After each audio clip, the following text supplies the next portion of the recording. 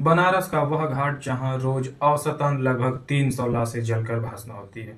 एक ऐसी जगह जहां मौत का भी जश्न मनाया जाता है।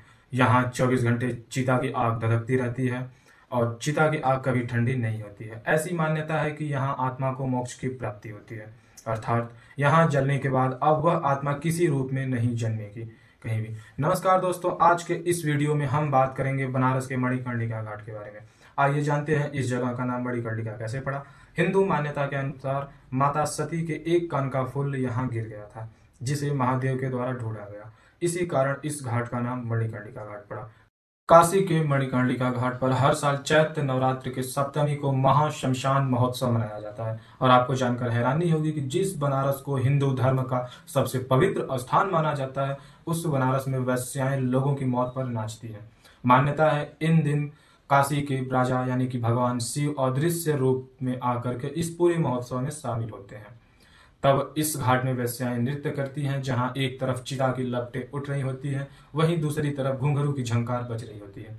मणिकर्णिका घाट पर जहां एक तरफ लोगों के रोने की चिल्लाने की आवाजें आती है, वहीं दूसरी तरफ तबले की धुन का एक अनोखा संगम देखने को मिलता है। कहा जाता है कि वैश्याएं इस नाच गाने के द्वारा महादेव के प्रति अपनी भक्ति और भाव प्रकट करती हैं। उनका मानना है सभी को तारने वाले शिव क्या उनकी इस सेवा प्रार्थना को स्वीकार नहीं करेंगे? क्या उन्हें इस नर्क से मुक्ति नहीं मिलेगी? आइए समझते हैं इस घाट पर यह परंपरा, यह प्रथा किसने शुरू की और क्यों शुरू की। यह बात है 15वीं शताब्दी की। उस समय राजा मानसिंह आमेर के राजा हुआ करते थे और उन्होंने अकबर के नवरत्नों में शामिल थे। उस समय उन्होंने शिव जी के मंदिर का मरम्मत कराकर उसे फिर से एक खूबसूरत मंदिर बनाया। रीति रिवाजों के अनुसार जब मंदिर का मरम्मत कार्य पूरा हुआ तो मान सिंह ने मंगल उत्सव भी करना चाहा। उन्होंने वहां के नगर के बेहतरीन संगीत और नृत्य और कलाकारों को आमंत्रित किया, लेकिन किसी भी कलाकार की उस घाट पर जाकर नृत्य करने की हिम्मत नहीं हुई। इससे मान सिंह बहुत दुखी हुए। वह बिना उत्सव मनाए ही दिल्ली जाने की तैयारी करने लगे।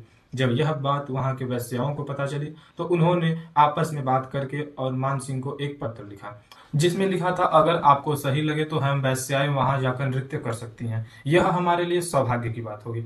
मान सिंह पत्र पढ़कर बहुत खुश हुए। उन्होंने पूरे सम्मान के साथ रथ भेजकर वैश्याओं को घाट पर बुलाया। घाट पर आकर वैश्याओं ने दिल खोलकर डांस किया। तभी से यह परंपरा शुरू हो गई और तब से यह मान्यता है कि जो भी वैश्या यहाँ आकर नृत्य करेगी उसका अगला जीवन वैश्या का नहीं होगा। कोई भी स्त्री वैश्या अपनी मर्जी से नहीं बनती है और सभी वैश्या इस नर्क से निकलना चाहती हैं। उनकी जिंदगी किसी अभिशाप से कम नहीं होती है।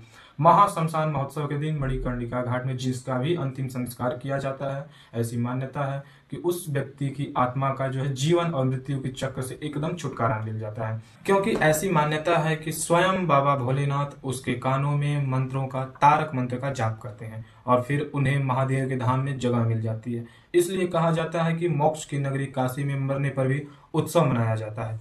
धन्यवाद।